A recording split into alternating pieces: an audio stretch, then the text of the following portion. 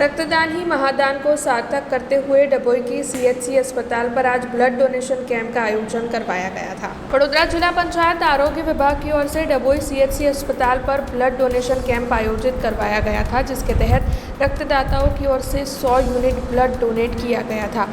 दरअसल जिला पंचायत के आरोग्य विभाग के सहयोग से डभोई की सीएचसी अस्पताल पर यह पूरा आयोजन हुआ था। इस दौरान डभोई जिला पंचायत के उप प्रमुख अश्विन भाई पटेल, साथ ही किरीट भाई वसावा और अस्पताल का पूरा स्टाफ मौजूद रहा था। डभोई के अग्रणियों की ओर से इस आयोजन में मौजूदगी देते हुए रक्तदान किया गया था।